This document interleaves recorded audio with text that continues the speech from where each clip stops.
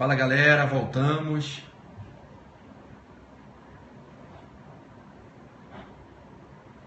Estamos de volta.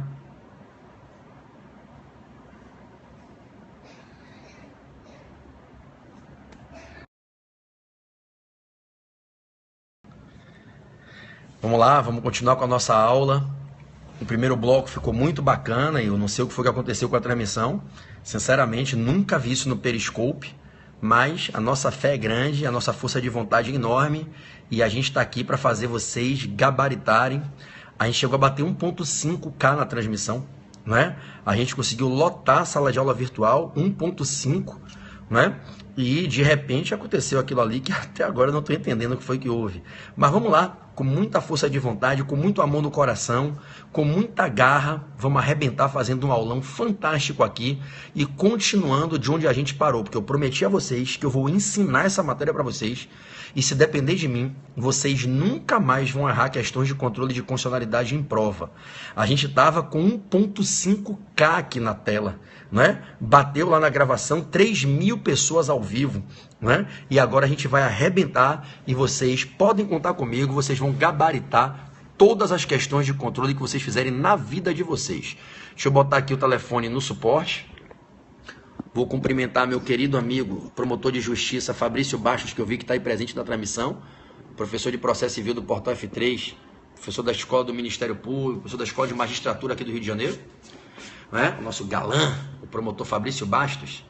Cumprimentar o delegado de polícia, professor André Uchoa, que também está aí na live presente, tá certo? E cumprimentar todos vocês que voltaram. O que eu vou pedir a vocês? Se vocês puderem, vamos parar as mensagens, tá certo? Para que a gente não tenha nenhum tipo de mensagem. Um beijo aí, Uchoa. Te amo, André Uchoa, grande professor, vale a pena seguir ele. Fabrício Bastos, vale a pena seguir ele. Dois professores fantásticos, arrebentam no Periscope. Então vou pedir a vocês para a gente continuar, para a gente não perder o fio da meada. Pedir a vocês que parem as mensagens agora, tá certo? Meus Instagrams estão aqui, a Mitila está divulgando. @Pedro Barreto Portal F3, @Portal F3, @Eu Amo Constitucional e @Eu Amo Tributário. Posso pedir um favor a vocês? Parar as mensagens, certo? Parar as mensagens. Pedir a vocês que botem, né? Convidem os seguidores de vocês. Isso aí que o Alex Guilherme, meu querido amigo Alex, lá de João Pessoa, tá fazendo. Então botem o dedinho aqui, ó, no contador e convidem os seguidores. E vamos continuar a aula. Eu vou continuar exatamente de onde eu parei, tá certo? Vamos trazer a galera de novo para a live, vamos trazer o pessoal para voltar à transmissão.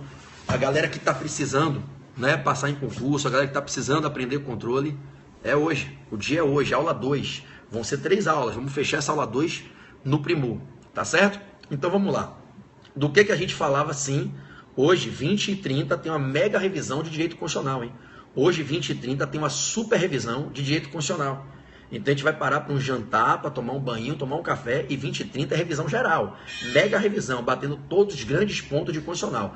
Vou passar por judiciário, por direitos fundamentais, por executivo, por legislativo, por normas constitucionais, poder constituinte, organização do Estado, tudo bem? Então vamos lá. Galerinha, vamos voltar aqui, sem mensagens, todo mundo, sem mensagens. Vamos nessa? Só convidando os seguidores, só convidem os seguidores, tá certo? Vamos lá, Borê, grande Aurélio Borê, vamos nessa. Moçada, a gente falava que no Brasil se adotam todas as combinações possíveis. Controle político preventivo e controle político repressivo. Controle jurisdicional preventivo e controle jurisdicional repressivo. A gente via que no Brasil as 4 combinações são possíveis. O nosso sistema jurídico possibilita o exercício do controle político preventivo e repressivo e o controle jurisdicional preventivo e repressivo. Então, na prova, você vai marcar verdadeiro na alternativa que disser que no Brasil se exerce tanto controle político preventivo como controle político repressivo e que se exerce tanto controle jurisdicional preventivo como controle jurisdicional repressivo. Tudo bem? Nós vamos então marcar verdadeiro em qualquer questão de prova que afirme que todas as combinações são possíveis.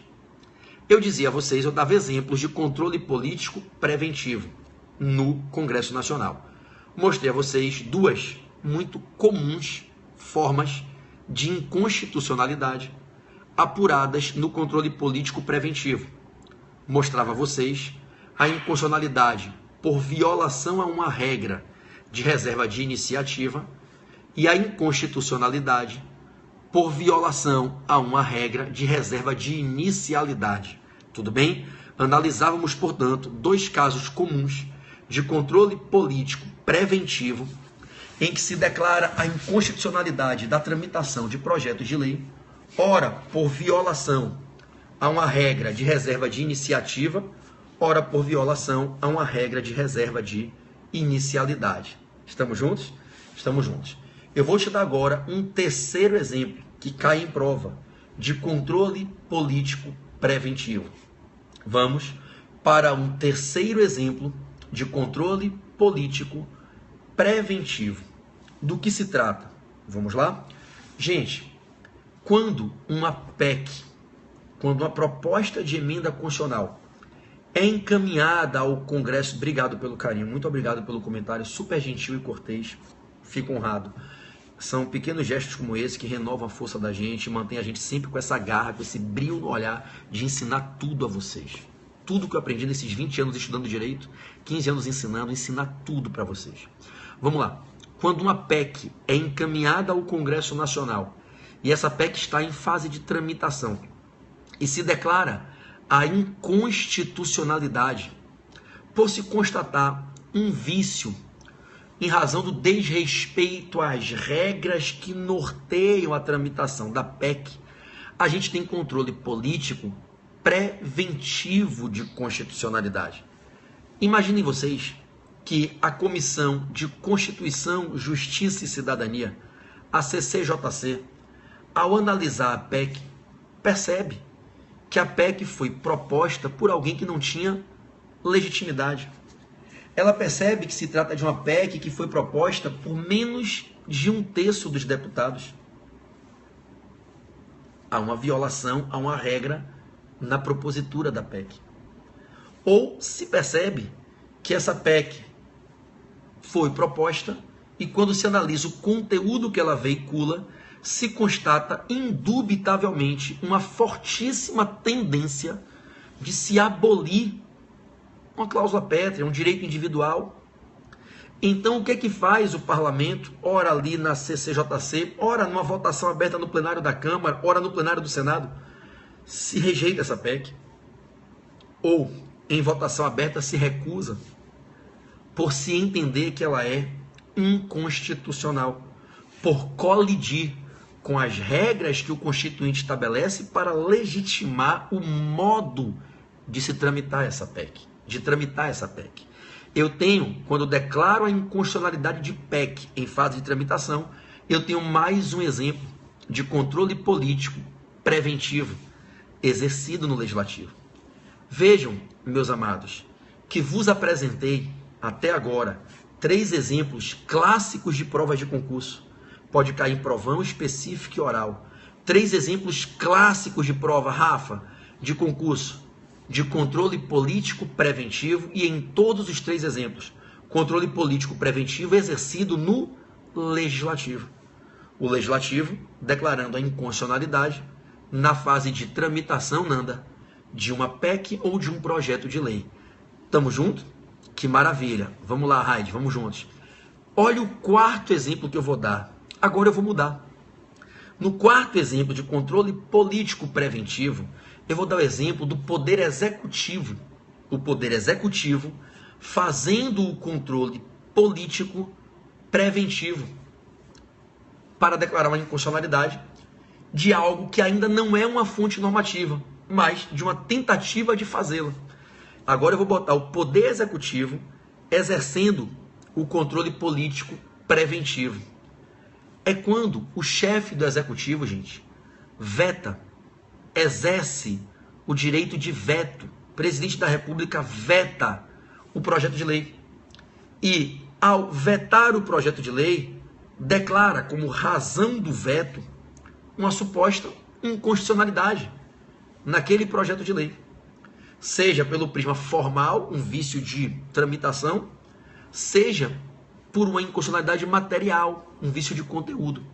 Presidente da República recebeu o projeto de lei aprovado na Casa Inicial e Casa Revisora.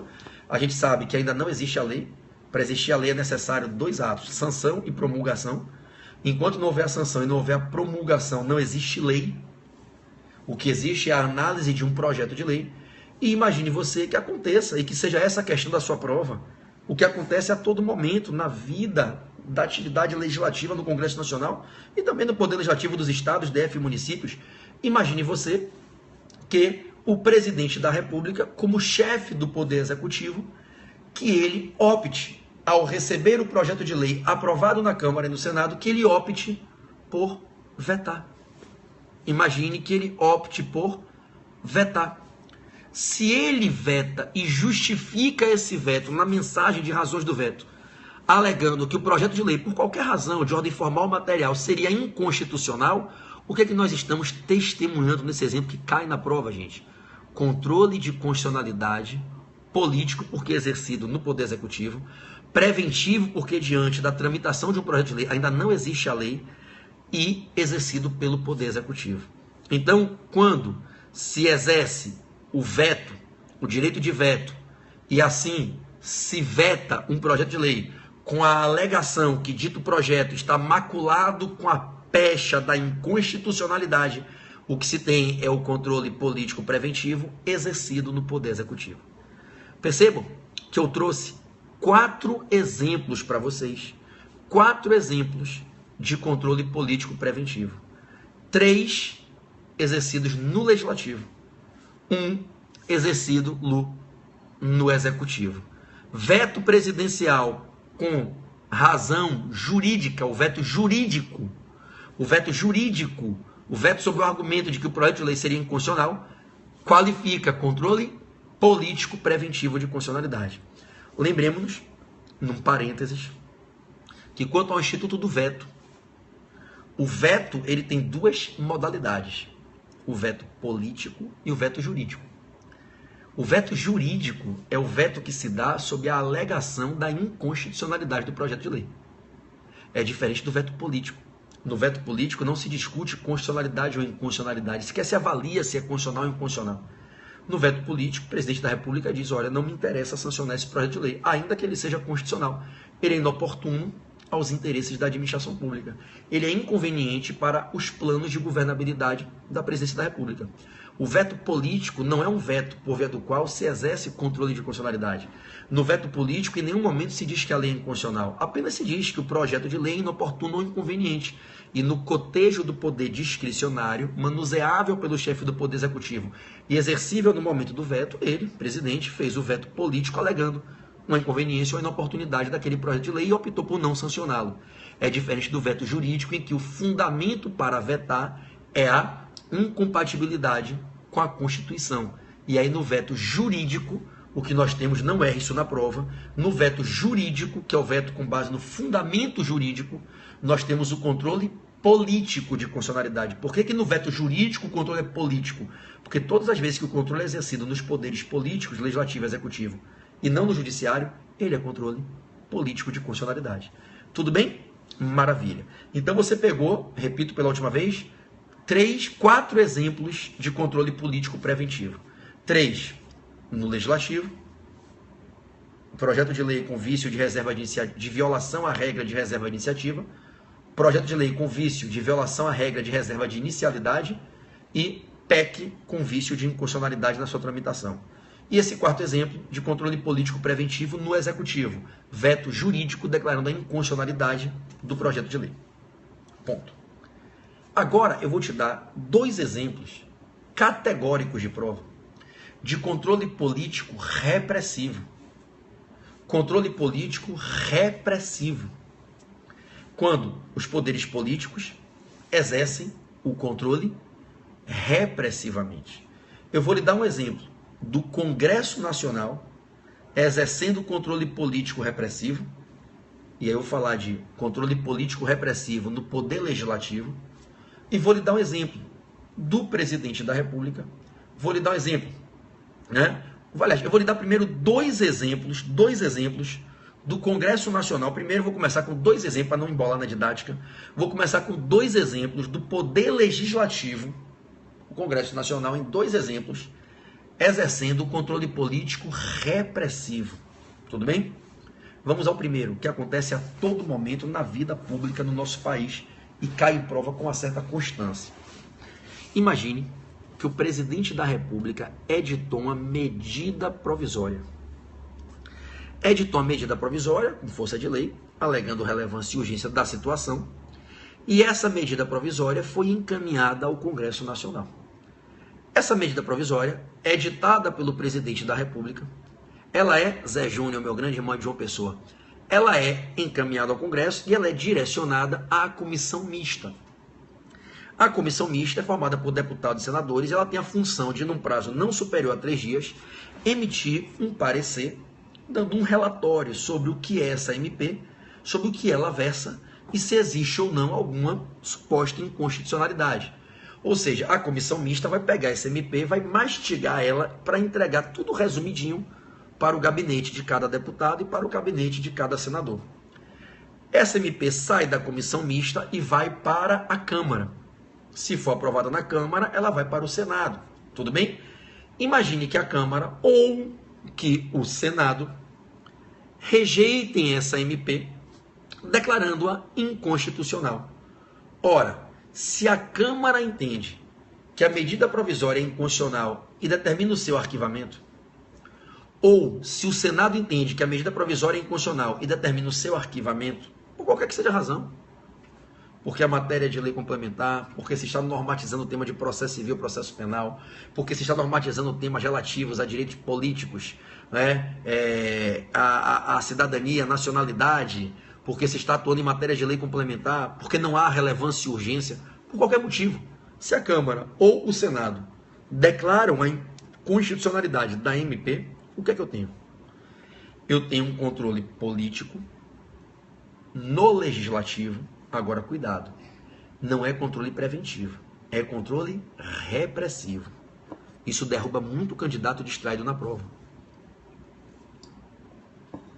Aí você vai dizer, professor, é controle repressivo? Sim. Mas a MP nem virou lei? Não tem problema. Gente, a MP não é um projeto de lei. A MP, ela equivale igualmente a uma lei. A MP é uma fonte normativa que o Constituinte trata como se fosse uma lei. Apenas é provisória. A sua durabilidade, a sua aplicabilidade, a aplicabilidade de suas normas e a produção de seus efeitos é provisória, não tem definitividade. Mas ela é uma fonte normativa perfeita. Então, quando se edita uma MP, não é um projeto de lei que não tem poder normativo e que precisa virar lei para ter poder normativo. A medida provisória, a partir de quando ela é expedida, como regra, ela já produz efeitos. Ela já assume o controle normativo da situação fática que ela veio disciplinar. Medida provisória não é um projeto de lei que não produz efeitos. A medida provisória, ela equivale a uma lei, ela produz os efeitos normativos. Se ela veio disciplinar um fato que vinha sendo disciplinado de maneira diversa por uma lei ordinária anterior, ela suspende a eficácia da lei ordinária anterior e passa a normatizar os fatos dali em diante. Então a medida provisória, ela já é uma fonte normativa equiparável à lei. Lembrem da aula do domingo passado, a aula 1. O objeto do controle, leis, fontes normativas com forças de lei. Lembram? Quais são as fontes normativas com forças de lei? Todas aquelas do artigo 59, salvo as emendas. Então, medida provisória, resolução, decreto legislativo, tratados internacionais de natureza legal. Obrigado, Joaquim, fico honrado com seu comentário. Muito obrigado, Flávio. Então, vejam, a medida provisória, ela quando é editada, ela já é uma fonte normativa. E ela produz efeitos por 60 dias, prorrogáveis por mais 60, como se fosse a lei do tempo do fato. Nesse compasso, quando o Congresso, seja na Câmara, seja no Senado, Jorge, declara a inconstitucionalidade da MP e determina a rejeição dela, arquivando a partir da lei MP, o que ocorre é um controle político repressivo, cara, não é preventivo. Eu não estou na tramitação de uma fonte, eu estou diante de uma fonte que já está produzindo os seus efeitos normativos. Ela só não é definitiva, ela precisa ser convertida em lei para ganhar definitividade, mas ela já é uma fonte normativa. Melhor pessoa de direito constitucional, Bia, muito obrigado. Eu ensino direito constitucional há 15 anos. É que muita gente só me associa ao direito tributário, mas as minhas aulas de constitucional são tão profundas que mais quanto as de tributário. Eu ensino constitucional há 15 anos, né? E todas as turmas que eu treino de constitucional, a galera passa aí com praticamente 100% em todos os concursos que eu treino esse pessoal. Exame de ordem nem se fala, minha turma da segunda fase do AB de constitucional, nos últimos 2 exames, eu e Rafa, a gente teve 500 alunos, somente 3 em 500 não foram aprovados. Tudo bem?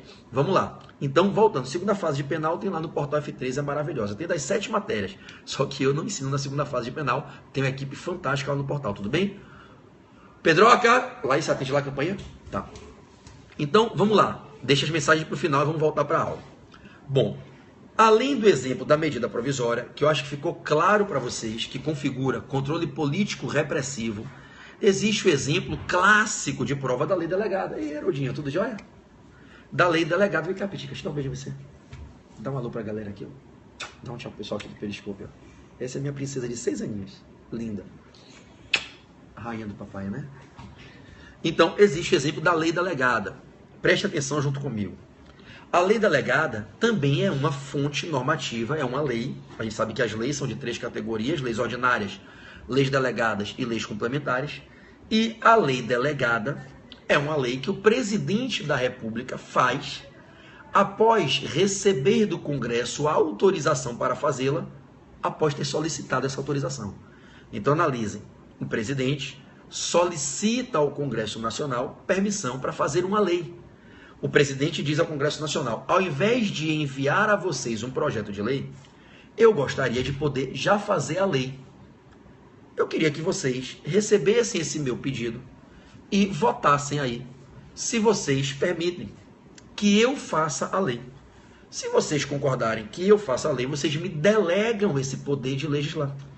A forma pela qual vocês me delegarão esse poder é expedindo uma resolução. Então, o Congresso Nacional, concordando com o presidente e acatando o seu pedido, a sua solicitação, expede uma resolução e delega ao presidente o poder de fazer a lei e não o projeto de lei. Agora preste atenção. Na hora de fazer a delegação, o Congresso pode colocar limite. O Congresso pode colocar limite para que... É Habib, Gabriel, que está aí? Para que se possa, dentro desses limites, avaliar a legitimidade do presidente. Ô, Gabriel, beijo, meu parceiro, grande Gabriel Habib. Te amo, meu irmão, você mora em meu coração eternamente, meu grande amigo e parceiro, Gabriel Habib. Beijo para você, defensor público da União, um grande irmão, fomos sócios durante anos, né? Te amo, cara, te amo e te espero, você sabe, te espero. Eu tô legal no portal. Em breve eu tenho esse sonho de a gente caminhar junto. Te amo, tá, cara? Um beijo no seu coração. Então, vejamos. Quando eu falo da lei delegada, do que eu estou falando? Para exemplificar, controle repressivo. Uma lei que o presidente solicita autorização ao Congresso para fazê-la. O Congresso autoriza mediante expedição de uma resolução. E expedida a resolução, ele pode colocar limite. Aí é que entra a questão. Colocados os limites e o presidente violando esses limites, o que vai acontecer? O presidente está fazendo uma lei delegada desrespeitando os limites do ato de delegação. Haverá uma inconstitucionalidade. O Congresso Nacional pode sustar essa lei delegada, arguindo... Te amo, Gabriel, você mora em meu coração de verdade, velho. Porra, te amo pra caralho. O Congresso Nacional pode sustar essa lei delegada, arguindo o quê? Declarando o quê? A inconstitucionalidade do modo como o presidente a editou, violando os limites estabelecidos na delegação. Se assim acontecer na sua prova, você vai marcar a letrinha que disser que estará ocorrendo um controle de constitucionalidade político porque exercido pelo Congresso, repressivo porque diante de uma fonte normativa já perfeitamente acabada, pronta e produzindo seus efeitos. Não é uma tramitação de um projeto. Perceberam? Então, vejam bem que o presidente da República, caso desrespeite os limites estabelecidos na delegação, ele se submete a, fazendo a lei delegada de modo inconstitucional, ter essa lei delegada sustada pelo Congresso Nacional. O artigo 49 da Constituição, inciso 5, assevera que é exclusivo do Congresso esse direito e é exclusiva do Congresso essa competência para sustar a lei delegada sempre que se constatar que houve exorbitância, que se exorbitou o rol de limites para se atuar, exercendo o poder normativo ali no Poder Executivo. Havendo a sustação da lei sob o argumento da inconstitucionalidade dela, maravilha. Eu tenho um controle político repressivo de constitucionalidade. Observe que aqui, quando o Congresso derruba lei delegada, quando o Congresso derruba medida provisória, nós estamos diante de dois exemplos clássicos de prova de quê? De controle político repressivo. Controle político repressivo de constitucionalidade. Tudo bem até então? Maravilha. Perfeito. Bom, galera, eu acho que já foram aí vários exemplos para mostrar a vocês o que é o controle político. Trabalhei com controle político preventivo em 4 exemplos, controle político repressivo em mais 2 exemplos. Trouxe 6 exemplos do dia a dia que configuram situações fáticas reais que caem na prova. Estamos juntos? Agora, eu vou deixar um pouquinho de lado o controle político para trazer vocês para o controle jurisdicional. Tudo bem? Vocês topam? Vamos falar um pouquinho sobre o controle jurisdicional de constitucionalidade. Gente, como dito no início, na parte 1 da aula, o controle jurisdicional é o controle que ocorre dentro do Poder Judiciário. É o controle que ocorre dentro do Poder Judiciário. O controle jurisdicional de constitucionalidade, ele se exerce no ambiente do processo. E é conduzido por um órgão jurisdicional. É por isso que o modo mais técnico de nominá-lo é chamando-o de controle jurisdicional. Porque ele é exercido por um órgão jurisdicional. E o controle se exerce dentro de um processo que está ali sendo avaliado no exercício da jurisdição. Alguns colegas, até com certa habitualidade, falam em controle judiciário. E aí, veja, Rafa, alguns colegas, nossa, foi aluna há 10 anos, que bacana te rever aqui, eu lembro de você pelo seu sobrenome, tá? Rafaela Felisberto, eu lembro de você, tá? Então, alguns colegas da doutrina falam em controle judiciário. Não é errado. Inclusive, pode ser usada essa expressão na sua prova. Só que é mais técnico, é mais detalhista, é mais caprichado você falar em controle jurisdicional. Por quê? Porque nem todo órgão do Poder Judiciário julga processos oriundos do ajuizamento de ações pelos jurisdicionados. Nem todo órgão do Poder Judiciário exerce jurisdição. E o controle de constitucionalidade que a gente vê acontecer no Judiciário, ele acontece quando se está no exercício da jurisdição. Então, o nome mais correto é controle jurisdicional, porque isso indica não só a característica desse controle, principal a característica, que é o fato de ele se exercer no exercício da jurisdição, ele se materializar no exercício da jurisdição, como o ambiente, o habitat em que a atividade de controle se desempenha no órgão jurisdicional. Por exemplo, para vocês entenderem o que eu estou falando, o Poder Judiciário tem 2 tipos de órgãos: os órgãos jurisdicionais e os órgãos não jurisdicionais. Órgãos jurisdicionais são os órgãos do Poder Judiciário que existem para exercer jurisdição. Órgãos para os quais uma pessoa do povo, um jurisdicionado, dirige um pleito de jurisdição através do ajuizamento da ação e da formalização dos pedidos na petição inicial ou o réu na contestação. O órgão jurisdicional é o órgão, é a estrutura, é o tentáculo do Poder Judiciário que fornece a atividade de jurisdição que se exerce no ambiente do processo para julgar a lide e avaliar a quem se deve dar a tutela jurisdicional protetiva do bem da vida, que é digno de proteção. Observe que órgão jurisdicional é o órgão do judiciário que existe para prestar jurisdição. E o controle de constitucionalidade é exercido por esses órgãos e não por todos os outros.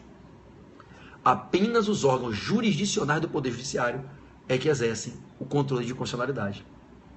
Os órgãos jurisdicionais são de duas categorias. Os órgãos em que se exerce a jurisdição de maneira individual, singular, são os juízes. E os órgãos em que se exerce a jurisdição de maneira colegiada, são os tribunais.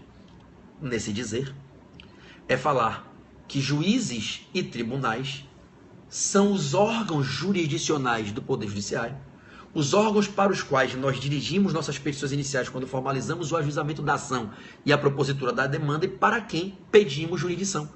Juízes e tribunais são os órgãos jurisdicionais do Poder Judiciário que exercem o controle de constitucionalidade. Agora, no Poder Judiciário existem órgãos não jurisdicionais, que são órgãos que têm um outro papel, que não o de exercer a jurisdição. Órgãos para os quais você jamais vai ajuizar uma ação, encaminhar uma petição inicial. Existem os órgãos, por exemplo, com perfil educacional. As escolas de formação e aperfeiçoamento dos magistrados. A Escola de Formação e Aperfeiçoamento Nacional dos Magistrados, a Infam, atua ligada ao STJ e é um órgão do Judiciário. A Escola de Formação e Aperfeiçoamento Nacional dos Magistrados do Trabalho, a Infantra, é ligada ao TST, é um órgão do Judiciário e não é jurisdicional. Você não vai ajuizar uma ação nessas escolas. Os conselhos, Conselho Nacional de Justiça, Conselho da Justiça Federal, Conselho Superior da Justiça do Trabalho, são órgãos do Poder Judiciário que não exercem jurisdição, não exercem controle de constitucionalidade. Eles não vão avaliar se uma lei é inconstitucional, se uma medida provisória é inconstitucional, não é essa a função deles.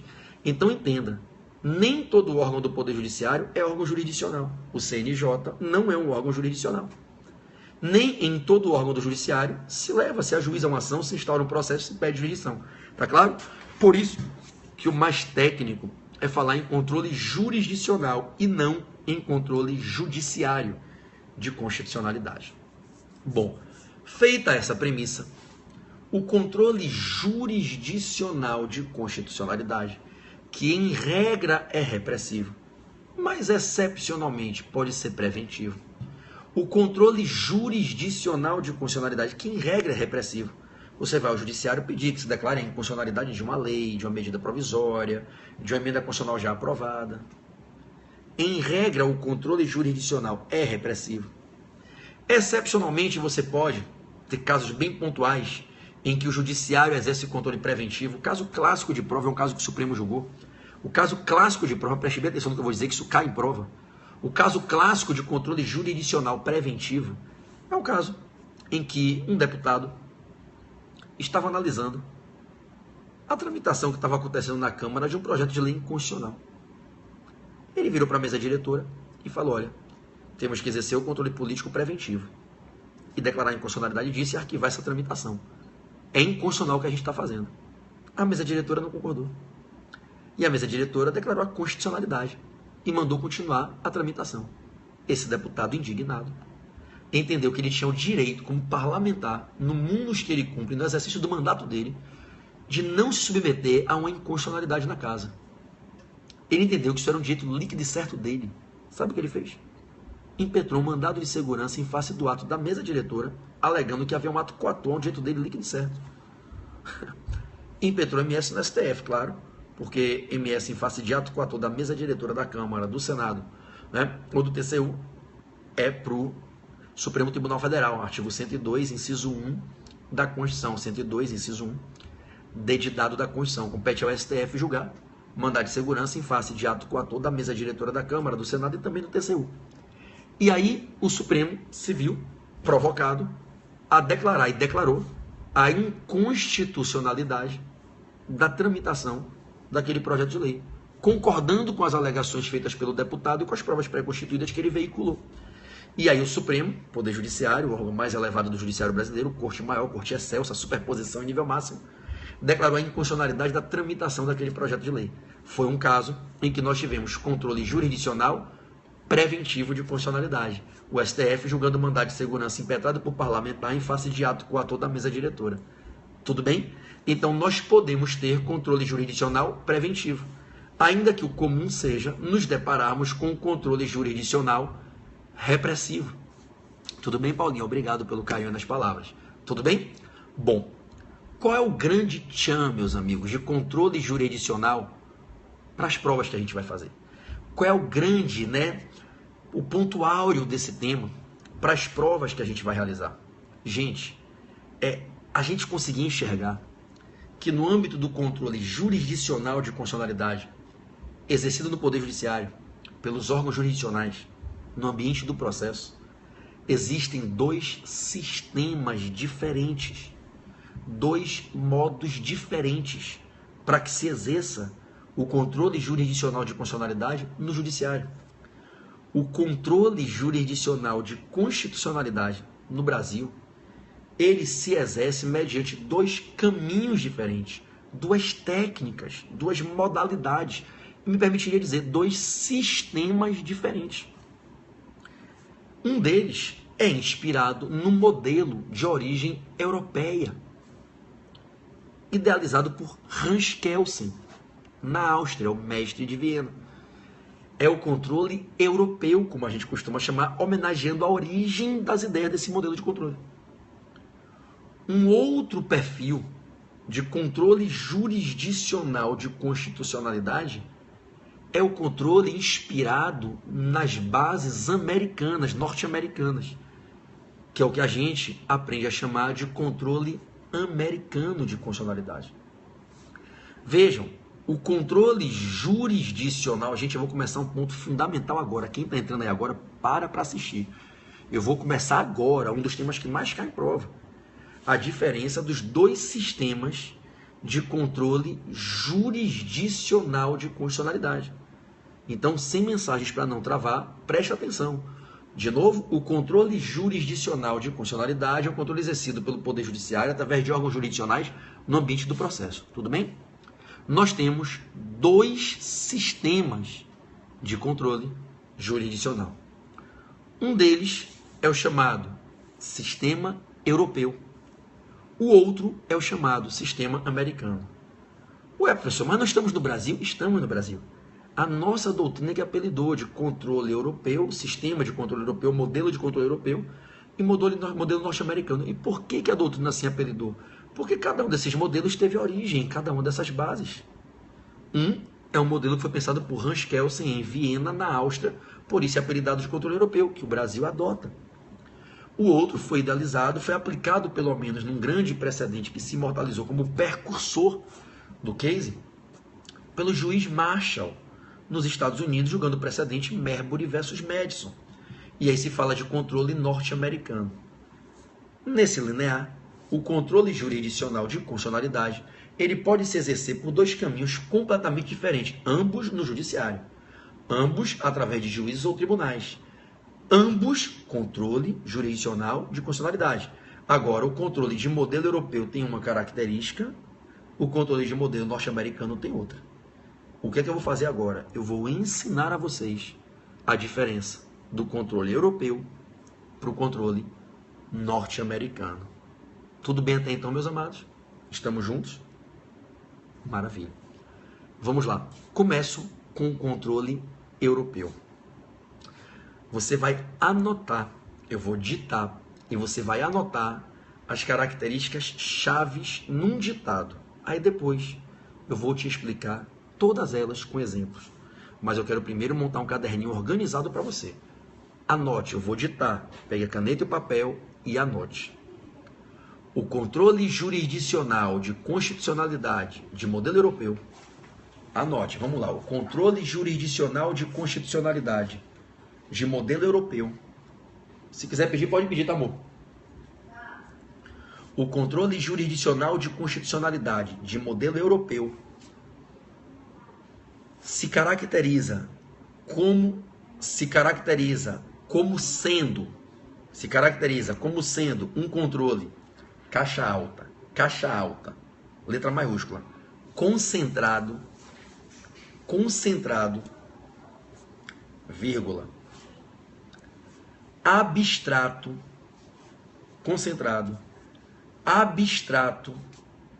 vírgula, de processo objetivo,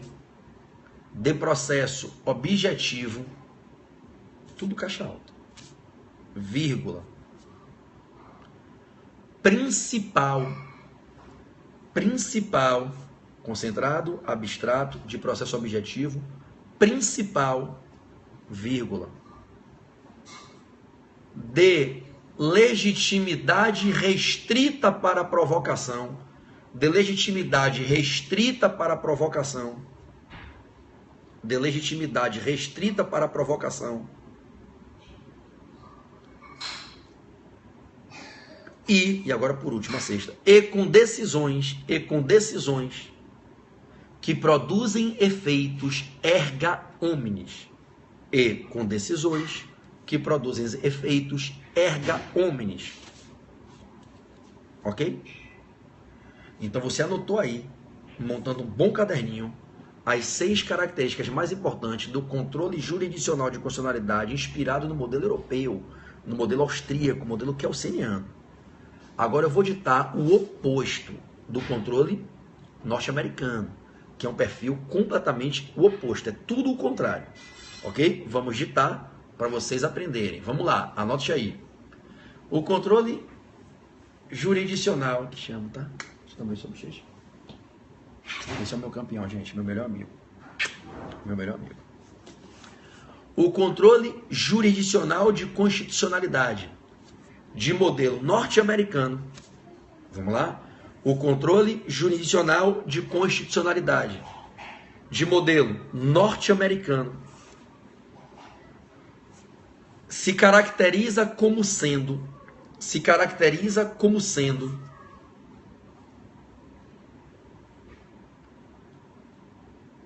um controle, agora caixa alto, um controle, caixa alta agora, em letra maiúscula, difuso. Se um é concentrado, o outro é difuso. Difuso, vírgula. Concreto, se um é abstrato, o outro é concreto. Concreto, vírgula. De processo subjetivo. De processo subjetivo. Se um é processo objetivo, o outro é processo subjetivo. De processo subjetivo, vírgula. Incidental, se um é principal, o outro é incidental. Incidental, vírgula. De livre legitimidade para a provocação. De livre legitimidade para a provocação.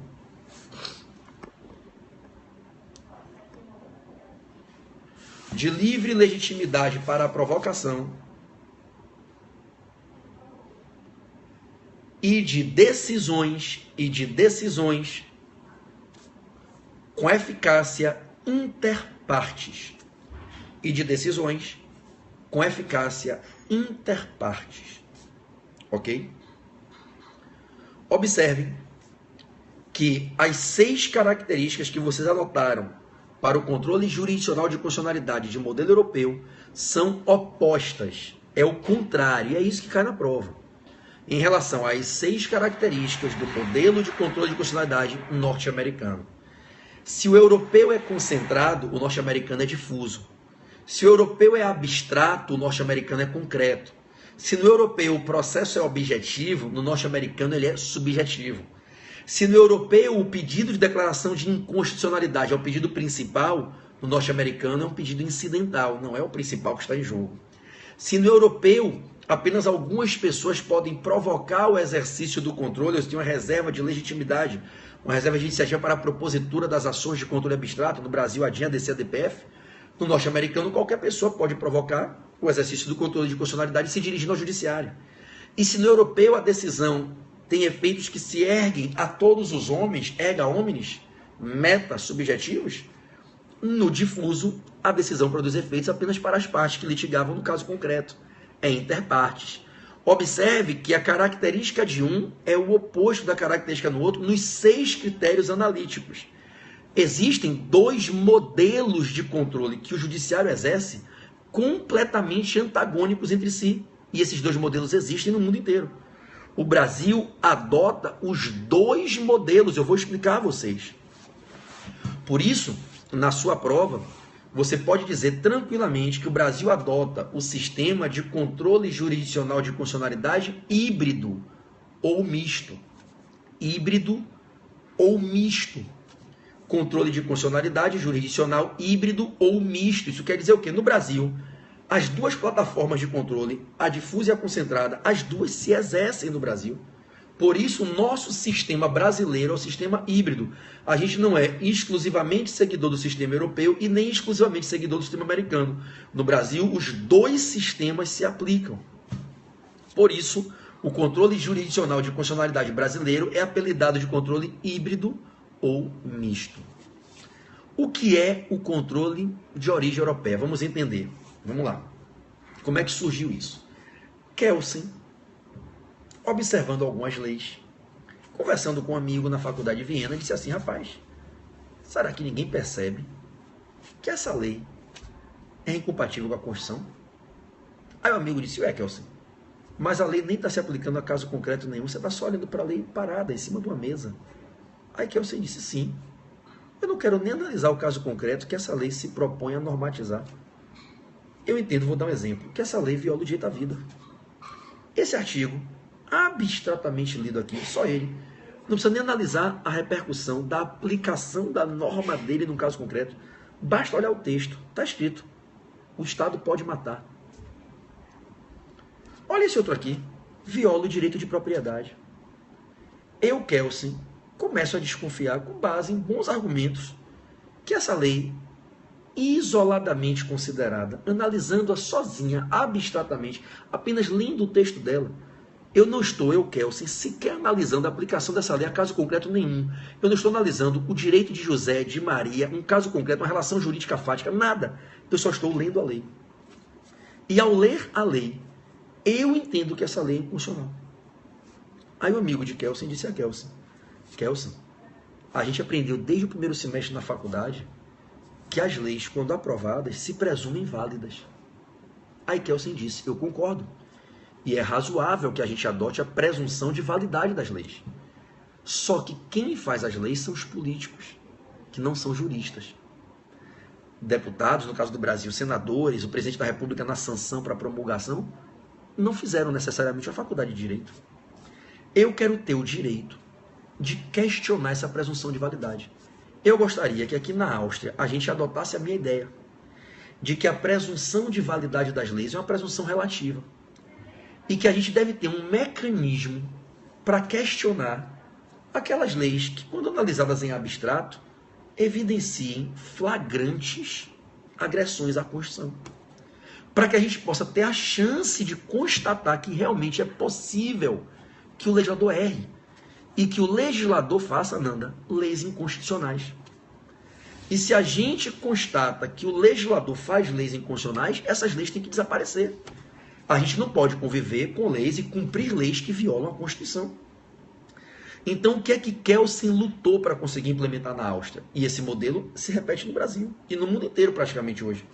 Kelsen sugeriu que se criasse um tribunal especial que seria criado para receber essa missão de avaliar esses questionamentos, quando se questionaria que algumas leis, analisadas em abstrato, fora de qualquer relação jurídica, fora de qualquer caso concreto, apenas lidas em tese, na sua literalidade, que essas leis poderiam ser inconstitucionais. Kelsen convenceu os juristas e os parlamentares na Áustria, os políticos também, que era preciso criar um tribunal que iria chamar de Tribunal Constitucional. A função desse tribunal seria a de ser o guardião da Constituição, e ele revisaria essa presunção de validade das leis. E aí Kelsen disse: criaríamos esse tribunal, que será um tribunal que vai ficar acima de todo o Poder Judiciário, vai ser um Supremo Tribunal, que vai ter a missão de, quando provocado, analisar o questionamento de se aquela determinada lei, em abstrato, quando considerada em abstrato, é ou não inconstitucional. Aí o amigo de Kelsen perguntou a Kelsen: mas vem cá, qualquer pessoa pode ir a esse tribunal? Aí Kelsen disse: não, seria um devaneio. Se qualquer pessoa, pelo simples fato de achar que toda e qualquer lei é inconstitucional, puder ir a esse tribunal, não vai ter nenhuma eficiência, porque vai ser um bombardeio. 1 milhão de pessoas levando ao tribunal questionamento de toda e qualquer lei. Não pode. o que a gente vai fazer? Assim como a gente vai concentrar nesse tribunal essa missão, Renatinha, obrigado, viu? Eu dou aula há 15 anos, eu fui fundador aí de quase todos os grandes cursinhos que você conhece no Brasil, eu fui sócio de quase todos eles. Hoje eu sou professor exclusivo do Portal F3, tá certo? Se você puder acompanhar o meu trabalho, eu vou ficar muito honrado em lhe acolher e cuidar de você e te ajudar no seu estudo, tá certo? Para mim vai ser uma honra. E se você puder me seguir no Instagram, @Pedro Barreto, Portal F3. Eu dou aula todo dia, de domingo a domingo, Natal, feriado, Páscoa, Ano Novo, Carnaval, aniversário dos meus filhos, meu aniversário, todo dia eu dou aula. E normalmente são 10 horas de aula por dia. Essa é a minha vida, não sei se é meu trabalho ou se é meu lazer, eu já não faço mais a diferença. Tudo bem? Voltemos. Kelsen, então, disse: eu gostaria que tivesse um tribunal no qual seria concentrada essa competência. Vamos concentrar num único tribunal a competência para avaliar se as leis realmente são válidas, são compatíveis com a Constituição ou se elas são inconstitucionais. E para provocar essa análise, vamos selecionar algumas pessoas, alguns órgãos, algumas entidades, alguns poderes, para que haja uma distribuição equitativa dessa legitimidade, para que diferentes segmentos, ora do Estado, ora da sociedade, possam se manifestar questionando esse tribunal. E aí nós faríamos uma reserva de legitimados, que para nós no Brasil são aqueles legitimados do artigo 103 da Constituição, que podem propor a DIN, a ADC, a DPF. E aí Kelsen disse: nós vamos fazer um filtro seletivo e vamos listar alguns legitimados, vamos distribuir para algumas pessoas da sociedade e para algumas bases do Estado a legitimidade, e legitimaremos essas pessoas, esses órgãos, esses poderes, a ajuizarem ações diretamente para esse Tribunal Constitucional, ações diretas, em que esses legitimados, ao ajuizarem essas ações diretas ao tribunal, pedirão que o tribunal analise se a lei é constitucional ou se ela é inconstitucional. Pode até ser uma ação declaratória de constitucionalidade, ou, normalmente, Kelsen não pensou na ADC, a ADC é uma evolução que chega bem depois, Kelsen pensou na ADI, na DIN. Eles dirão: ajuizamos essa ação e pedimos que esse tribunal declare a inconstitucionalidade. Se ele discordar da gente, ele renova a constitucionalidade. Se ele concordar, ele declara a inconstitucionalidade. Vejam, gente, que coisa fácil. O que é que Kelsen criou na Áustria? Kelsen criou um modelo em que um rol de legitimados, no Brasil seria o presidente da República, o PGR, governadores de Estado, mesa diretora da Câmara, mesa diretora do Senado, mesa diretora das Assembleias Legislativas e da Câmara Legislativa Distrital, Conselho Federal do AB, partido político com representação do Congresso Nacional, confederação sindical e entidade de classe de âmbito nacional, aqueles legitimados, gente, do artigo 103, a propor a DIN, a ADC, a DPF. Eu vou falar disso na revisão de mais tarde, tá? Eu vou entrar em ADIN, ADC, a DPF propriamente na revisão de 20 e 30 aqui no Amo Direito, daqui a pouco. Então, Kelsen pensou num modelo em que um rol de legitimados pudesse ajuizar ações diretas a um único tribunal. O que é que esse tribunal faria ao conhecer da petição inicial? Ele instauraria um processo analítico, que você aprendeu na primeira aula do domingo passado a chamar de controle de constitucionalidade. Ele instauraria o processo analítico, ele analisaria, ele faria o controle de constitucionalidade para analisar se a lei que está sendo questionada é constitucional ou inconstitucional. Porque, olhe bem, porque Kelsen quis que fosse num único tribunal, se passou a dizer que nesse modelo o que se tem é um controle concentrado. A gente chama de concentrado porque a competência para exercer esse controle é concentrada no único tribunal. Não existem dois tribunais podendo fazer, só um. É o Tribunal Constitucional, é o Supremo Tribunal daquele país. Concentrado porque só ele exerce. Porque o ajuizamento dessas ações por esses poucos legitimados é só para ele. Você não ajuiza a DIN no TRF, no TJ, STF. É abstrato por quê? Porque quando o legitimado ajuizar a ação para pedir que esse tribunal analise se a lei é ou não inconstitucional, o tribunal, ao pegar essa petição inicial, ao pegar a lei e ao ler os argumentos do autor da petição, que está ajuizando a DIN, o tribunal vai analisar a lei fora de um caso concreto. Ao analisar essa lei, o tribunal não vai estar analisando um caso de Maria e João, de Mercury e Madison. Ele vai estar somente olhando a lei em abstrato. O tribunal, que no nosso caso seria o Tribunal Constitucional, seria a Corte Constitucional, Cristiano Thaís Sobral? O tribunal, o Supremo Tribunal Federal, ele vai analisar em abstrato essa lei. Por isso se chama de controle abstrato. É por isso que esse controle pensado por Kelsen, na Europa, é o controle chamado de controle abstrato, controle concentrado. Concentrado porque é só no STF. Abstrato porque se está analisando a lei isoladamente considerada, gente. E não um caso concreto em que a lei está se aplicando. Não se está discutindo o direito de Maria e de José. Não se está discutindo uma lide com a pretensão resistida ali, numa colisão de interesse entre autor e réu.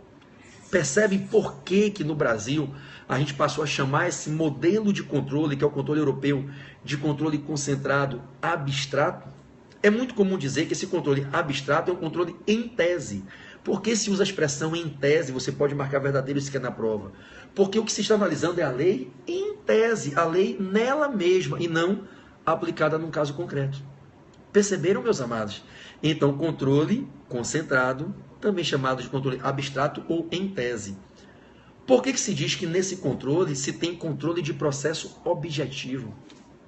Sabe por quê? Porque quando se ajuiza a ADIM, quando se ajuiza a ADC ou até mesmo a DPF, quando eu vou ao STF e ajuizo a ação, na ADIM principalmente, galera, eu ao ajuizar a ADIM, eu imagino o PGR, o Procurador-Geral da República, tá? Ajuizou um ADIM que está lá acusando uma lei federal de inconstitucionalidade. Uma lei que veio da isenção de IPI. Gente, ele, PGR, não tem nenhum interesse particular no caso concreto. Ele sequer é um estabelecimento industrial, ele sequer seria tributado com IPI. A lei que está sendo acusada de ser inconstitucional na ADIM, ajuizada pelo PGR, a lei nem atinge o PGR pessoa física. Ele, ao ajuizar a ADIM, gente, ele não está discutindo o direito subjetivo dele. Ele não está discutindo o direito dele numa briga com o fisco. Não, ele apenas disse, eu acho que essa lei é inconstitucional, independente de a quem ela atinge. E eu vou levar ao Supremo um pleito que declara a inconstitucionalidade com base nos fundamentos que eu vou apresentar na petição, na minha causa de pedir, na minha causa patente, lá na fundamentação jurídica do pedido. Quando ele faz isso, e o Supremo conhece da inicial, não rejeita, recebe, defere a inicial, instaura o processo, o que é que sinaliza nesse processo? É um direito subjetivo dele? É um bem jurídico da vida, é um bem da vida dele que está em jogo? Não. Ele está pedindo para declarar isenção para ele? Não. O que se tem ali é um processo em que apenas se está discutindo, gente, a validade de uma fonte do direito objetivo, uma lei. Para se analisar se o direito objetivo infraconstitucional está sendo compatível com o direito objetivo maior que é o constitucional. Nesse processo não tem autor brigando com o réu, não tem Maria brigando com José. O que se tem nesse processo é uma discussão a respeito de saber se aquela fonte do processo objetivo, se aquela lei é compatível ou incompatível com a Constituição. Por isso se diz que é um processo de natureza objetiva. No primeiro bloco tinha 1.5K, né? Tinha 1.500 pessoas ao vivo aqui assistindo. No segundo está aqui na base de 400 pessoas conectadas, né? Então, tudo bem? Quando eu falo de controle jurisdicional de constitucionalidade de origem europeia, eu estou falando, meu querido amigo Juan Vasques. É você, Juan? Está aí na Espanha, está em Madrid? Meu grande irmão, querido professor Juan Vasques, se for você, um beijo no seu coração. Mano Jeff, meu aluno, querido aluno da segunda fase de Direito Constitucional, grande Mano Jeff. Alô, esquadrão, é constitucional, tropa do portal. Ó, Zé Júnior que passou, e passou geral. Domingo, vou buscar minha aprovação, meu DNA é do esquadrão, tropa de elite, meu irmão, aqui somos todos fortes, não tem nego fraco não. Vou buscar meu 10 na OAB, meu treinador tem nome, é PBRBO, é constitucional, tropa do portal, e passou geral, é o esquadrão STF, segunda fase constitucional, com PB e com RB, cara, no portal F3, Vadimeco 5.1, 2016, coisa linda. Vamos lá? Vamos voltar para terminar. Então, vocês estão aprendendo que o controle jurisdicional de constitucionalidade de modelo europeu, vamos lá? Por que ele é controle concentrado? Porque só um órgão, que é o Tribunal Constitucional, exerce. Por que ele é controle abstrato? Valeu, Zé, o portal F3 está brocando. No final do ano a gente acaba como número 1 do Brasil, com certeza. Por que ele é abstrato? Por que ele é abstrato, em tese? Porque não se analisa a lei aplicada num caso concreto, se analisa a lei isoladamente considerada em si mesma. Por que ele é controle de processo objetivo? Porque nesse processo não se está discutindo direito subjetivo de autor e réu. O que se está discutindo é exclusivamente, se uma fonte do direito objetivo infraconstitucional é compatível conquistar na Constituição. Tudo bem? Bingo. Por que esse controle é considerado o controle principal?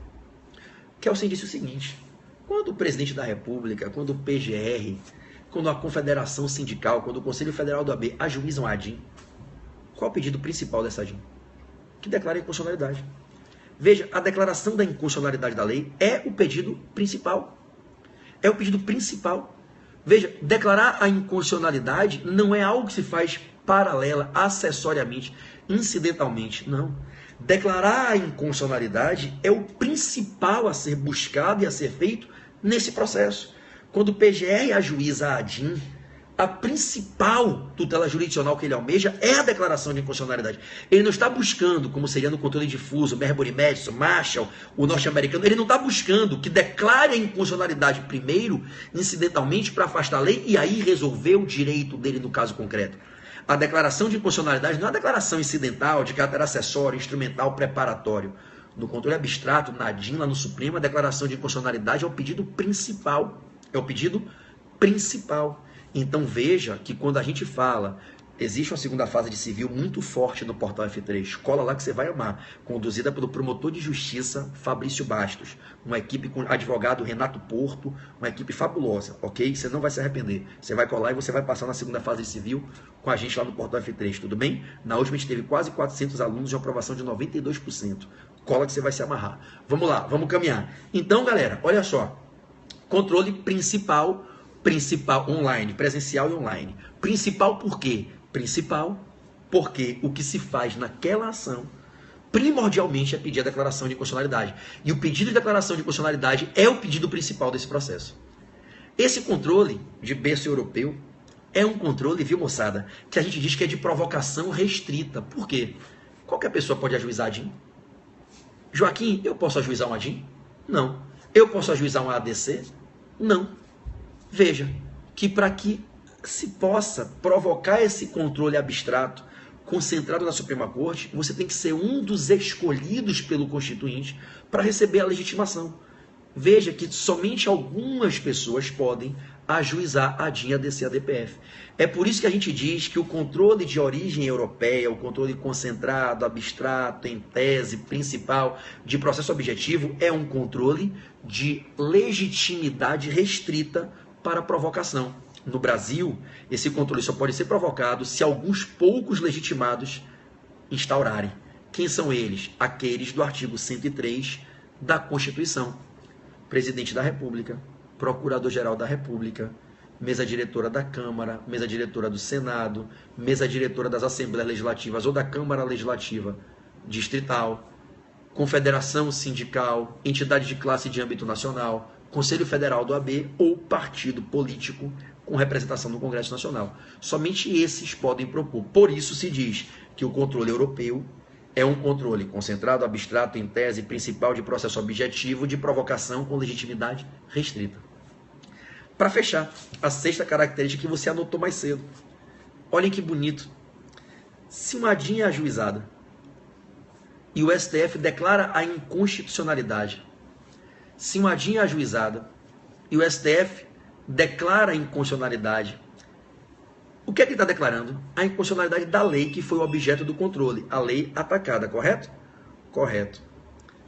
Laís, está tocando o interfone, meu amor, você pode atender? Está se declarando.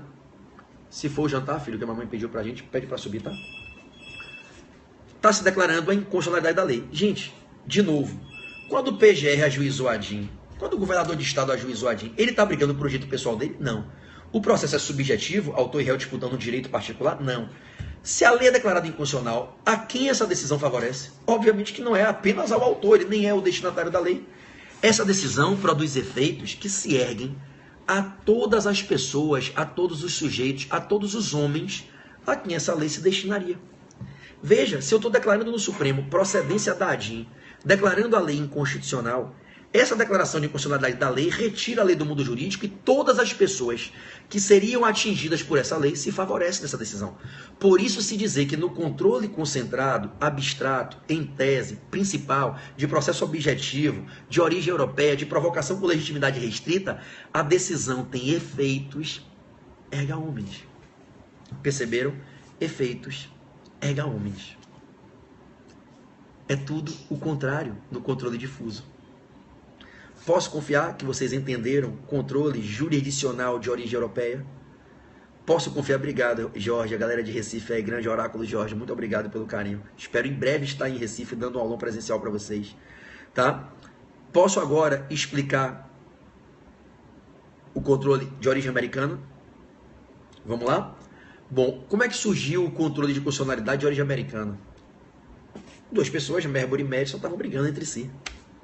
Foi feita uma lei que deu um direito a Madison.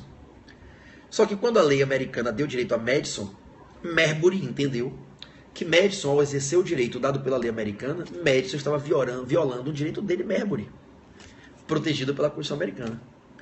Aí Marbury disse, Madison, você não pode exercer esse direito. Madison disse, posso, a lei americana me deu esse direito. Está na lei. Aí Marbury disse, mas a lei, ao te dar esse direito, viola um direito meu que é protegido pela Constituição.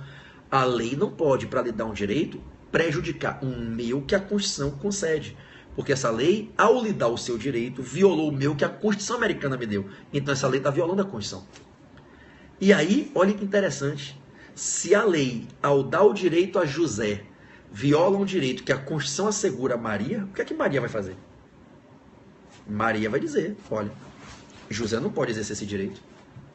A lei que deu esse direito a José passou por cima da Constituição, me dá outro direito. E o meu direito que a Constituição assegura fica prejudicado quando José exerce o direito que a lei deu.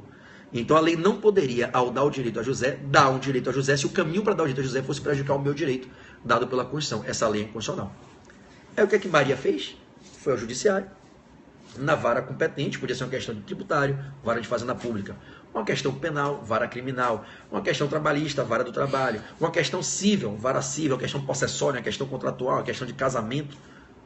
E aí, ao juiz competente, Maria dirigiu a petição inicial, ajuizou uma ação e disse assim, seu juiz, eu vim aqui porque estava acontecendo um problema num caso concreto, que eu estou narrando no item chamado 2 fatos na minha petição inicial. Eu estou narrando os fatos para que o senhor saiba. Os fatos são esses. Foi aprovada uma lei que deu direito a José, e esse direito de José, quando se exerce, impossibilita o meu direito que é dado pela Constituição do Brasil. Essa lei, ao dar o direito a José, violou o meu direito previsto na Constituição. Então essa lei está violando a Constituição que diz que eu posso exercer o meu direito. Eu estou aqui narrando os fatos, e narrando esses fatos, eu estou mostrando ao senhor que existe uma inconstitucionalidade na lei. Mas olha, seu juiz, eu não vim aqui só para o senhor dizer que a lei é inconstitucional, não.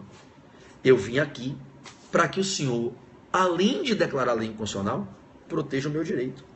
Eu vim aqui para conseguir exercer o meu direito no caso concreto, que está sendo impossibilitado quando José exerce o dele e José alega que a lei permite a ele exercer. Eu preciso que o senhor, seu juiz, declare a lei inconstitucional para que José pare de exercer o direito dele, para que aí eu possa ter o meu direito respeitado. O que eu vim aqui, seu juiz, não foi pedir, o principal para mim aqui não é discutir se a lei é constitucional ou não, é ter o meu direito protegido. O que eu quero que o senhor analise é o caso concreto que está acontecendo entre eu e José, eu, Maria e José, Marbury e Madison, juiz José da Silva, juiz Marshall. Então, o que tem até aqui, o que eu tenho aqui agora é um processo em que autor e réu estão litigando por direitos próprios, um processo de natureza subjetiva, os sujeitos, autor e réu, estão colocando os seus argumentos, suas pretensões perante o juiz para que ele julgue, e o juiz vai dizer se a pretensão do autor é boa e melhor que a do réu, ou se a do réu é melhor que a do autor.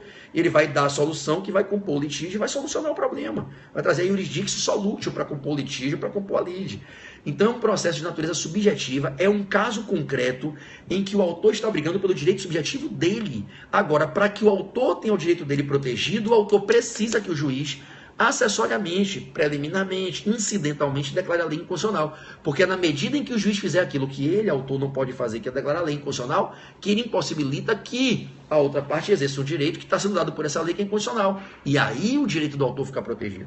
Então, o que os americanos fizeram, o juiz Marshall criou, foi um sistema em que ele, Marshall, disse a todos os colegas dele, olha, todos nós juízes, todos e quaisquer tribunais, todos nós podemos, sim, se provocados por um jurisdicionado, analisarmos se realmente a lei fere a Constituição ou não. E todos nós, juízes e tribunais, podemos declarar a inconstitucionalidade da lei e afastá-la, no caso concreto, analisando as particularidades do caso concreto. Então, todos nós, juízes, também somos guardiões da Constituição. E se a gente percebe que uma lei fere a Constituição e retira um direito de alguém que a Constituição Americana deu, a gente tem que retirar essa lei nesse caso concreto. Pode até ser que em outros casos a lei não tenha esse vício, mas nesse caso, com base nas provas produzidas, nos fatos narrados, na tese alegada, a gente percebe que a lei é inconstitucional. O que é que Marshall fez? Marshall disse que existe um poder que é difundido, é difuso dentre todos os órgãos jurisdicionais do Poder Judiciário. Marshall disse que existe um poder difundido, difuso, em todos os tribunais e para todos os juízes, de analisarem, no caso concreto, se o direito subjetivo do autor ou do réu está sendo prejudicado por uma lei, se essa lei está violando o direito que é abrigado na Constituição. E Marshall disse, todos nós podemos, caso constatemos, com a análise do caso concreto, todos nós podemos declarar a inconstitucionalidade da lei, afastá-la para que então protejamos o direito da parte que merece a proteção, aquela que tem o melhor direito. Então o que é que nasceu naquele modelo norte-americano? Um controle de constitucionalidade que se exerce no caso concreto e que qualquer juiz ou tribunal pode exercer. É por isso, gente, que ele é apelidado de controle difuso, o controle concreto.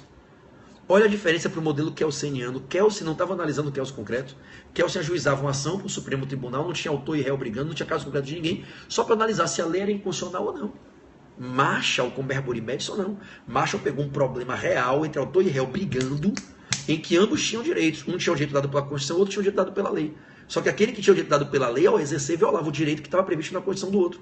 Aí Marshall declarou a inconstitucionalidade da lei, não porque isso era o principal, porque Marshall percebeu que para ele julgar a ação do autor procedente, para ele acolher Marbury e dizer que Marbury não poderia ter o seu direito violado, ele teria que retirar de Madison o direito que a lei dava, e para tanto ele tinha que declarar a lei inconstitucional. O caminho para proteger o autor era declarar a inconstitucionalidade da lei que dava o direito ao réu. E por que ela era inconstitucional? Porque ao dar o direito ao réu, ela violava um direito que a Constituição dava ao autor. Então surgia um modelo de controle difuso, controle concreto, de um processo totalmente subjetivo, os sujeitos brigando entre si. Controle difuso, controle concreto, de processo subjetivo, controle incidental. Quando Marbury processou Madison, o principal que ele queria não era a declaração da inconstitucionalidade, até porque não adiantaria nada dizer que ela era inconstitucional e não proteger o direito dele. O que se vai buscar é a proteção do direito subjetivo. A declaração da inconstitucionalidade é um meio necessário para chegar no fim colimado, que é a proteção do direito subjetivo do autor. Então a declaração de inconstitucionalidade ela não é o principal, por isso ele não é chamado de controle principal. Ela é um incidente que é necessário e sem o qual não se consegue dar proteção ao direito subjetivo do autor. Por isso a doutrina diz que o controle difuso, controle concreto, controle de origem norte-americana, é um controle de processo subjetivo, é um controle incidental. Perceberam? Qualquer pessoa com Marbury, Madison, José e Maria pode ir ao judiciário pedir que declare inconstitucionalidade à lei. Eu posso ajuizar uma ação anulatória pedindo anulação de um ato administrativo entendendo que esse ato é inconstitucional. Eu posso ajuizar uma ação de repetição de indébito pedindo devolução de um valor que eu paguei a título de tributo por entender que se trata de uma taxa inconstitucional. Qualquer pessoa pode provocar em qualquer base jurisdicional do Poder Judiciário o controle difuso, concreto de constitucionalidade. Por isso se diz que esse controle de origem norte-americana é um controle difuso, concreto, de processo subjetivo, incidental, de provocação livre e irrestrita, qualquer pessoa pode provocar, e é claro, quando vem a decisão produz efeitos no Brasil entre as partes. No Brasil, a decisão produz efeitos entre as partes. Então, quando o juiz declara no caso concreto a inconstitucionalidade, essa declaração ela se aplica a quem? Ao autor e ao réu. A priori, a gente não segue como regra a teoria dos precedentes. A priori, a decisão não vale para todo mundo, só vale para quem foi brigar. Agora, é claro que, se outras pessoas interessadas quiserem se apoiar nessa jurisprudência, elas podem, né, ajuizar ações para discutir a mesma coisa. E aí a gente tem mecanismos jurídicos para quebrar a regra de que a decisão produz eficácia meramente inter partes e gerar efeitos erga omnes. Por exemplo, o Supremo, julgando um recurso extraordinário em controle difuso de constitucionalidade, o Supremo pode, julgando em sede de recurso extraordinário, certo processo, declarando a inconstitucionalidade, o Supremo pode dizer, porra, vão ter 1 milhão de processos iguais a isso. O que eu vou fazer? Eu vou oficiar o Senado e vou dizer, Senado, recomendo que seja editada uma resolução para dar efeitos erga omnes a essa decisão, que a priori só produz efeitos inter partes. Então nós no Brasil dizemos que a regra é que no controle difuso, no controle concreto, a decisão tem eficácia inter partes, só vale para o autor e réu. É eficácia intraprocessual, intrasubjetiva. Mas essa eficácia pode ser expandida para outros beneficiários. Um dos caminhos para dar efeitos erga omnes à declaração de inconstitucionalidade no controle difuso, que a priori só tem efeitos interpartes, é através de uma resolução do Senado, artigo 52, inciso 10 da Constituição. E lá nos termos do artigo 52, inciso 10, a gente pode expandir os efeitos dessa declaração de inconstitucionalidade para favorecer terceiros interessados. E aí eu tenho a concessão da eficácia erga omnes a uma declaração que a priori só produziria efeitos interpartes no controle difuso de constitucionalidade. Chegou, Bu? Ainda não. Tá. Moçada, então, essa é uma das grandes polêmicas, Vivi. Tem 4 correntes sobre isso, 4 entendimentos. Se é discricionário ou vinculado. Prevalece que é discricionário, que o Senado não é obrigado a acatar o pedido do Supremo. Não é uma ordem, não tem coercibilidade. Independência das instâncias e autonomia na separação dos poderes. Tudo bem? Independência e harmonia, não haveria um caráter vinculado. Tem vários colegas que defendem que é vinculado. E eu até vejo bons argumentos para defender. Mas para a prova, não é vinculado. Tudo bem? Bom, gente, eu vou terminar por aqui, porque já são 10 para as 8 e 8h30 eu entro com a revisão. Aqui no Periscope Amo Direito. Uma mega revisão de direito constitucional. Eu posso fazer um pedido a vocês que estão ao vivo? Será que vocês poderiam seguir os Instagrams que eu vou pedir agora? Será que tem alguém que ainda não segue o meu Instagram, Pedro Barreto, Portal F3? O Instagram Eu Amo Constitucional. Será que tem alguém que está aqui assistindo o controle e ainda não segue no Instagram, @Eu Amo Constitucional? Se vocês puderem, eu trabalho com 4 Instagrams. O Eu Amo Constitucional. Hoje eu começo o Eu Amo Tributário. O Eu Amo Constitucional, gente, chegou a 17 mil seguidores em 10 dias. 17 mil concurseiros seguindo. @Eu Amo Constitucional. @Eu Amo Tributário. @Portal F3, que é o Instagram do portal. E o meu Instagram pessoa física. @Pedro Barreto, Portal F3. Então, @Pedro Barreto, Portal F3. @Portal F3. @Eu Amo Constitucional. E @Eu Amo Tributário. Se vocês puderem seguir, avaliar, comentar, criticar, eu vou agradecer muito. Vai ser um motivo de muito orgulho para mim contar com vocês no Instagram. Tudo bem? O meu Periscope é esse, é o que apareceu aí na tela. O meu Periscope, para quem não segue, é o Periscope, tá certo? É o Pedro Barreto PB. Meu Periscope é o Pedro Barreto PB. Então, @Pedro Barreto PB. Eu faço transmissão todo dia no Periscope, tá certo? Quem quiser, quem aqui segue o Periscope, está me conhecendo aqui no Amo Direito, quiser me seguir no meu Periscope pessoal, meu Periscope pessoal é @Pedro Barreto com 2T. Esse aqui, ó, aqui sou eu, tá vendo? Siga aqui com o verde. É só clicar em cima e seguir. Se você botar seu dedinho aqui em cima de mim, aqui, ó, e clicar, você me segue, tá? Esse aqui sou eu, @Pedro Barreto PB. Quem não segue ainda, é só chegar aqui, tá certo? Onde aparece meu nome, @Pedro Barreto PB, tá? Que o pessoal do Amo Direito está com o meu Periscope pessoal aí aberto, e aí você clica. Ao clicar, você passa a me seguir. Então, se porventura algum de vocês ainda não me segue no Periscope, eu vou ficar muito feliz se vocês puderem me seguir. Para mim vai ser um motivo de muito orgulho. Eu faço sessões de coaching, faço lives motivacionais e faço aulas. Esse aqui, ó, só clicar e seguir aqui, ó. Bota o dedo aqui, você que está em casa agora, ó, clica aí. Quando clicar vai aparecer na tela, você bota seguir, só isso. Clica aí, bota seguir, só isso. Esse Vadimeco 5 em 1, eu passei 3 anos preparando ele, eu e Rafa. E ele veio esse ano, ele tem remissões inteligentes, ele é um Vadimeco fantástico para concurso. Quem for fazer aí concurso público, procuradorias, quem for fazer segunda fase do ABEM constitucional, administrativo ou tributário, ele é fantástico, tem toda a legislação organizada, tributária, constitucional, administrativa, o CPC de 73 e o CPC de 2015, tudo bem? É fantástico. Então, quem quiser pegar esse Vadimeco, pegue pela minha livraria.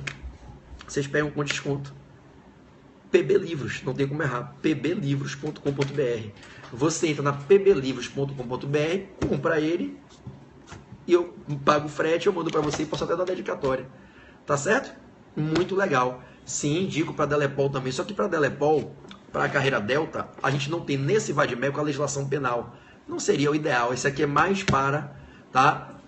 Quem vai trabalhar com procuradorias, direito público na veia e concurso carreiras deltas, a gente tem que trabalhar com outras bases, principalmente a das ciências criminais. Então não seria um Vadimeco ideal para carreiras delta. Tudo bem? Bom, então, o STF conhece a mutação, tem outros assuntos vários. Né? Eu falei, ainda vai ter aula 3. Hoje, qual foi o objetivo? Somente explicar os sistemas de controle. Essa era a meta de hoje, foram aí mais de 3 horas de aula. A gente fez o bloco 1 e fez o bloco 2, correto? Minhas aulas são exclusivas no Portal F3, todas, para coaching para concursos públicos, carreiras policiais, meus módulos de constitucional, de administrativo, de processo civil, de tributário, de civil. Todas as minhas aulas hoje, gente, eu dei aula em praticamente todos os cursos do Brasil. Hoje eu sou exclusivo do Portal F3, eu fundei o Portal F3. Tudo bem? Indico o Portal F3. Pode fazer ADM no Portal F3. Tudo bem? Quem falou sobre a abstrativização, transcendência dos motivos, tudo isso a gente vai trabalhar na próxima aula. Espécies de inconstitucionalidade. Tem muita coisa boa para a gente trabalhar na próxima aula. Tudo bem? E aí, no próximo encontro, a gente vai fazer a aula 3 de controle. E a gente vai aprofundar bastante as declarações de inconstitucionalidade. O objetivo de hoje está cumprido. Quero apresentar os sistemas de controle. O que é controle formal, material, preventivo, repressivo. E o que era controle político e jurisdicional. Eu acho que hoje a gente conseguiu alcançar a nossa meta. Eu vou comer, porque já são 5 para as 8. E 8h30 eu tenho que voltar com a mega revisão de constitucional. Eu acho que se vocês assistirem, vocês vão adorar. Se vocês gostaram da didática, gostaram da explicação, mais tarde, 20h30, aqui no Periscope do Amo Direito, eu vou puxar uma mega revisão. Tá? Talvez eu atrase um pouquinho, que eu vou jantar agora com minha mulher e meus filhos. Talvez eu comece 20h45, 20h50, mais perto das 21 horas, porque a gente está acabando bem tarde agora. Tá? E aí, hoje eu já fiz com vocês 3 horas de revisão de tributário, fiz já aqui 3 horas de revisão de constitucional de controle, e agora a gente vai entrar com um aulaço, uma mega revisão de direito constitucional para a prova da OAB, primeira fase, domingo que vem. Mas olha, uma revisão para a OAB, mas eu vou revisar vários assuntos que caem em qualquer concurso. Mesmo você que já passou no OAB, assista, tá certo? A próxima aula, 20h30, aqui no Periscope, Amo Direito. Eu vou me despedir de vocês, tá certo? E a gente faz uma aula 3 de controle, mais adiante um pouquinho, eu marco com o pessoal do Amo Direito, para a gente entrar nas espécies de inconstitucionalidade e nos efeitos das declarações de inconstitucionalidade, tá bom? Eficácia transterritorial, eficácia panprocessual, transcendência, abstrativização. Fiquem tranquilos. Tudo bem? Um beijo. Até daqui a pouco. E eu espero vocês no meu Instagram, hein? @Pedro Barreto, Portal F3. @Portal F3.